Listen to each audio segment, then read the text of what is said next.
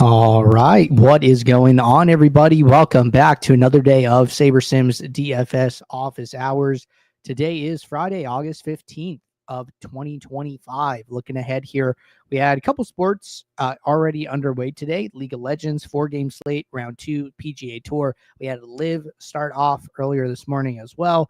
And in case you guys missed it in the Discord, we did announce that we are now supporting EPL soccer starting today. So super exciting. We'll talk a little bit more about that once we get SaberSim up. But for the rest of the day, we have a 12-game MLB main slate, 5-game WNBA slate, and then we have trucks for NASCAR. So it should be a fun day of DFS. For those of you who are new here, welcome. My name is Andrew. I'm one of the coaches over here at SaberSim. This is a show where we go over how to use the SaberSim app, answer any and all DFS-related questions.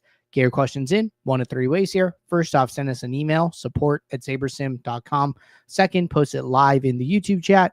Third way, post it in the office hours channel in our Discord server. If you're not in our Discord and want to get access to that channel, there is a link in the description of this video. You also get access to our similar channels, individual sport channels, and you get access to the rest of the SaberSim team. Just can't say enough good things about the Discord. But with that said, we do this show Monday through Friday, 4 p.m. Eastern, and then we do this show on Saturdays at 12:30 p.m. Eastern. So tune in any one of those days. Get your questions answered. As a matter of fact, we will actually not be having a Saturday show this weekend. So this will be the last show of the week, and then I will be back on a Monday, 4 p.m. Eastern for the next show. All right, so small update there. Let's get SaberSim pulled up. Quickly wanted to talk a little bit more about the soccer support. So let me just go pull that up. All right, so over in the soccer channel, let's see, these are new. Oh, wait, that's esports. My bad. All right, so update here from Matt, posted a couple hours ago. Said exciting news. We will be providing soccer projections for this EPL season, starting with today's showdown slate.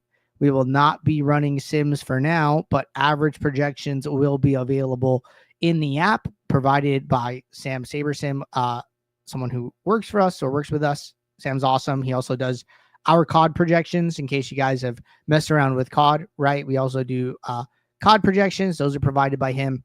And then it says, please note that because we aren't running sims, the builder will use optimizer mode and will not have any correlation built in. You will likely want to use rules to build correlated lineups. All right. So some info there around the soccer projections. So for instance, right, if you were building lineups for today for the soccer showdown, it did start, right? So like we won't support interleague, but I believe this specific showdown slate is one of the ones that we're supporting. My soccer knowledge is very, very limited. But like, for instance, you come over here, right? You wanted to build some lineups, say, you're going to try this tomorrow, right? Okay, what you would do, you would go into a build. You're going to see this, it'll just say SaberSim projection column, right? So all of the projections are there. If you want to set up any rules or stuff, you have the ability to do so. The builder, even though it's showing sim, it's actually going to be using optimizer mode. So let's say I'm playing, 20 lineups, right? Okay, I want to build 20 lineups, run optimizer mode.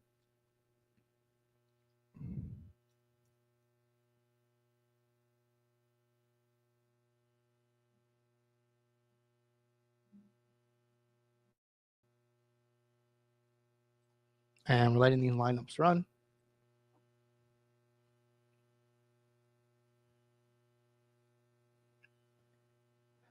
Okay, so 20 lineups are built here, right?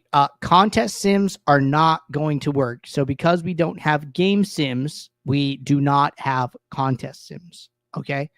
So what I would do, right, is if, you're using templates, right? If you are using ROI in portfolio usually, right? So if you're on portfolio, well, it's not going to work. So switch to uniques if it doesn't auto switch, and then change rank by to projected score. Okay. Now your lineups will show up. So the big thing here is that if you're using templates, turn it off. And like the way to turn it off would be, let's say I open up a build and like it generates a group for every contest I'm in. What I could do here is I could unstar the template, open up a new build, and then it's not going to auto create any groups for me. And then what I would just do is add a lineup group. I would add my contests, and then what I would probably do is sort the contest by prize pool, because it's if it's using rank fill, it's going to fill them top down, right? So sort your contest by prize pool, change rank by to projected score, and then once you build your lineups, you'll be all set. So that is just a brief overview of like how to use the soccer optimizer now. And again, you have the ability to set any rules you like, update projections, salary, things like that. So those are the big things there around the soccer update. All right, next question from Just Mia. Hi, is there a way to copy changes made from build 2 to build 1 without doing it manually all over again? Thank you. Yes, there actually is a way to do this, and it is very, very helpful. So let's say I'm, playing some WNBA today, nice big 5-game slate. Maybe I set a rule, I don't want like more than 3 players per team or something like that. So like use no more than 3 per team, save. Maybe I crank up my minimum salary. Maybe I set like a filter, show players with projection greater than, 10, right? Now, I do a couple things here, right? And what I don't want to do is I don't want to have to open up a new build and then do them all over again every single time, right? So what you can do is if you're within a slate, right click on the build you are on, use the clone function. This will take all of those settings into a new build and auto apply them so you don't have to redo them. So I see my min salary is the same. See my rule is still on. See my filter is still on. If I just open up a regular build, for instance, salary goes back to 48K. No rules are active. No filters are active. So that clone option is the option that you are looking for. All right, next question. Hey, Andrew, can you kind of explain how the flashback post-contest sim ROI is determined again? Kind of trying to go back to some basics on some stuff, and I have a more specific question, but I'm not sure how to word it, so hoping maybe it will get answered in the discussion, as well as affirm my understanding. Happy Friday. Okay, happy Friday to you too. So the way that we calculate post-contest sim ROI, okay, is we take all of the actual lineups that were played, and then we play out the slate 100,000 times. So if we were going to do a post-contest sim of this WNBA slate, what we would be doing is taking one sim of each game on the slate, grouping them together, so call that slate simulation 1, playing it out, applying the scores to the players that they scored in that slate simulation, using that to determine which lineups rank where on the leaderboard, and then assigning those lineups prizes, dollar prizes. And then that gets assigned to the user. And then we do that 100,000 times. And then we add up all the entry fees. We were kind of talking about this, I think, on yesterday's show, where it's just like entry 1 divided by entry fees, right? So let me see if I can find that real quick.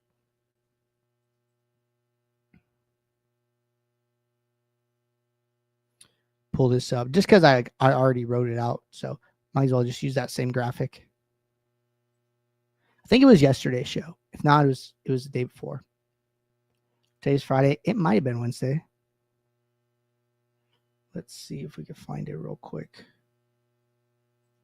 Turn this down. Oh, yep. It was yesterday. All right. Pull this up. All right. So this is from yesterday's show. So it's post-contest sim ROI and pre-contest sim ROI are technically calculated the same as far as the ROI is. The difference is the lineups used, how many of them, it's projected lineups versus actual lineups. It might not be as many lineups as were in the contest. But this segment kind of talks about it. So let me just link this here and we can pass this along. So this is a good point to start this at. I will shoot this over to you. But yeah, it is. But that is effectively what is going on there is we are adding up all of the money in the lineup won, dividing it by the entry fees. If the lineup won more money than the entry fees, it's positive ROI. If it made less, then it is negative ROI. So a lineup that made 100. Oh, wait. Come on. A lineup that made 110,000 over the sim and had 100,000 in entry fees would be positive. And then a lineup that made 90,000 and had 100,000 in entry fees would be negative. This is why where some people are like, hey, why did somebody win with like a negative ROI lineup? Well, like negative ROI lineups still win money. They just win less money than they spend over the long term. So that's the thing there to keep in mind with regard to post-contest sim ROI calculation. All right. Dimitri said, could you do WNBA/UFC and MLB demo since you will be off Saturday and Sunday? Thank you. I will pick one of these. I will not be doing all three. Usually just do one slate demo. All right. We'll get back to that, though. Ronald said, all right, I got a question for you, brother. I'm in a super flex 12-man dynasty league, and I was offered Josh Allen for Drake May and Kyron Williams, but my running back room is Isaiah Pacheco and David Montgomery. I don't know if there is a next part of this question, but I guess the question is what would I do, right? Well, I'm not a big best baller, so I don't know too much about like off-season, movement, and I don't keep up with like the drafts like too much or anything like that. I will say that from what I remember is that Pacheco, after he, broke his fibula last year, did not play great. They went with like a really, heavy committee approach in the playoffs. So I don't know what his trajectory looks like. David Montgomery, I'm sure they're going to continue to use him. There is some talk that, Ben Johnson who was the offensive coordinator for the Lions, was a little bit more interested in like splitting time between the backs, and whoever is taking over is a little bit more interested in letting Jahmyr Gibbs kind of run free. I've heard like, hey, Jahmyr Gibbs is, going to be on the field for like the first round of snaps like coming up this year and might take over like a little bit more. So rather than more of like a 50-50 split, it might be like 75-25 or something like that. I really don't know what the future holds for Drake May. Josh Allen is obviously very, very good. And Kyron Williams is very, very good too. So I could see this being a good thing. Depends like how much stock you want to put in Drake May, but both your running backs are a little sketchy, I guess is like the right word. Pacheco and Montgomery, don't really know what to do with them. Kyron obviously gives you a very strong piece at running back. And if you think Drake May is going to do good enough, then, maybe it's okay to part ways with Josh Allen there. But those are my thoughts. All right, getting back to our demos. So we usually talk, MLB, WNBA throughout the week. So I think it's totally fine to jump over and do a UFC demo, since that's usually what we do on Saturdays anyways. So we'll move our UFC demo to today, but we've definitely done MLB and WNBA demos throughout the week. So if anybody's looking for those, you can check out past office hours from earlier this week. All right. One note here. This was mentioned to me earlier. I believe, oops, that's not the one. And I'm just confirming. Okay, we do not have projections yet for Idris and Nolan. This one specific fight we are waiting on. So just keep that in mind, that or these fights. So it's like it's Idris versus Morales, and then it is Nolan versus Bai Sanger. So 4 fighters are currently not projected.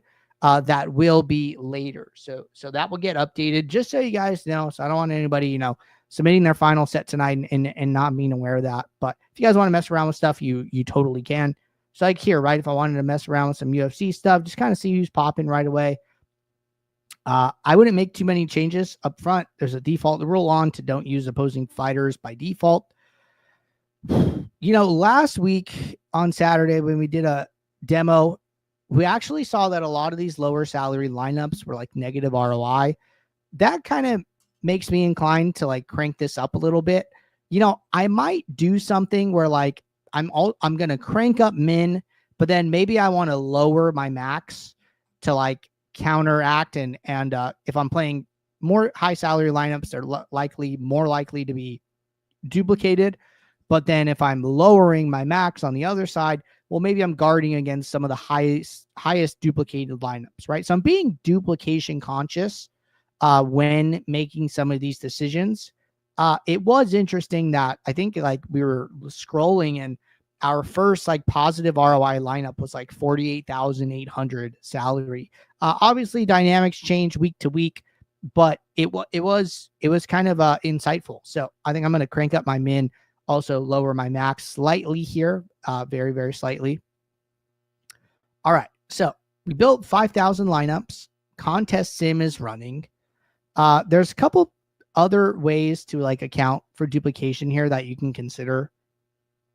You can use some ownership. You could use geometric mean. We're already using like a salary component here, right? Or you don't have to do any of those things, right? I've done build reviews where people just lower the max salary and then they kind of roll with a lot of the defaults and then they usually grade out pretty well, right? If you want to, go a step further, I think simply doing like a sum ownership filter is like totally fine. Let's see if I like apply this, what happens. Okay, so only like a very small number of lineups went in the trash. So like I'll drop this, maybe like 205. Okay, so that's 200 lineups. I'm trying to get like about 10% of my lineups in the trash. Just like chop off the highest sum owned. This is really close, this 200 number. I'd probably stop here. I think it's like fine. All right, so we can see, right, if I close this group, I have this trash group now, and 400 lineups have went into the trash. Pretty close to what I want. I could tinker more, but I think that gets the point across. Cool. So notice that did lower my ROI a little bit. I think it's okay to sacrifice some pre-slate ROI for duplication purposes. So here, right, we chopped off some of the highest sum owned lineups, just trying to get to a little bit lower owned. Now I'm ready to analyze, right? I come in here, I look at my exposures. Okay, highest exposure is 76%. Kazmat Chimaev, 60% ownership. We're getting a little bit over on one of the best fighters of the night. And notice here, right, we kind of saw this was important last week. Look how high his value is, right? 11.12. It's over 2 points higher than the next fighter, right? And then notice a lot of our positive exposures to these higher value fighters. Only one of the top, 10 value fighters are we negative leverage on, right? So value seems kind of important here. I think it's okay to be over on this fighter when his value is like so high. So it feels good. That is the only double-digit exposure in the positive or negative directions. And we've done some stuff, right? We've customized this a little bit. We've changed min and max salaries. We've added a filter for our pool. And we've analyzed our exposures and our leverages, and we're pretty happy with them, right? So I think that's like a totally fine UFC process. If you guys are like playing UFC, you guys want to, bring it back to the basics. If you guys want to have somewhere to start for the first time, great. You do that. Sunday, you come back in, you analyze your lineups and contest flashback. You see how you grade it out, and then you kind of iterate on it from there, right? What I always recommend is writing down the steps you take. That way you have a checklist and you never miss a step. I've definitely like tried and keep it in my head in the past. And some things that happen to me is like sometimes when a new idea comes in, an old idea goes out. And sometimes that old idea was good. And I actually lost something by forgetting to do it. And I'm not really sure if like the new thing is good yet or not. It's just like kind of a concept that I'm working on. So having I used to use like a Word doc. Some people use pen and paper, something that can remind you everything you want to do. Like, hey, maybe I want to account for duplication, but oh man, I forgot to set the sum ownership filter. Now I can't go back in and do it. Right. So just having something that you can walk through, super, super helpful. All right. Ivan said, hi, I'm running MLB for tonight's slate using Portfolio Plus, but it's giving me very condensed exposures to the top projected teams. If you don't want that, right? If that's not something that you want, you have a couple options. First off, I wouldn't say anything is wrong with that. But maybe it's not your flavor, right? That's okay.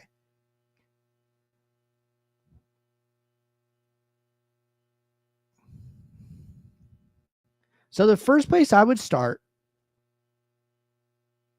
would be to go to the team stacks.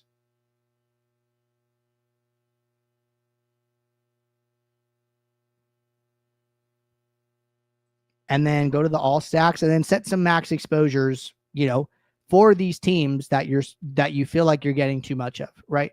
That would be step one.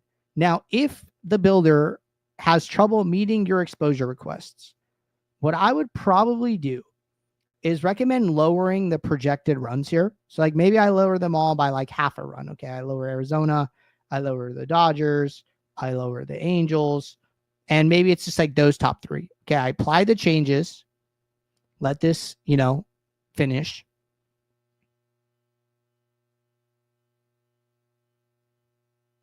I go to players. I need to change my projection source. Okay. So click the gear icon, change to SaberSim adjusted. Now, all of these changes are going to be applied to those teams, right? So like, I think we did the Angels. If I go over to the Angels and I compare their, where's their SaberSim projection? Okay. SaberSim projection and adjusted, all of these players come down, right? Neto is at 10.24. He's at 9.68. Trout was at 10.19. He's at 9.6, right? This is lowering all their projections because we've lowered their team total. When you rebuild your lineups, inherently you're going to get less exposure to them because their projections have gone down, right? So you can tinker with this a little bit. Maybe for like Arizona, you need to go one run down. Maybe for, the Angels, you only need to go a half run down, right? You can play with it, run builds multiple times.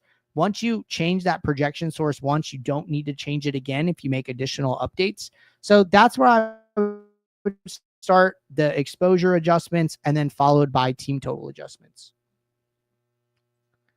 But all right, I think we are all caught up here. Appreciate you guys tuning in. I'll be back Monday, 4 p.m. Eastern for our next show.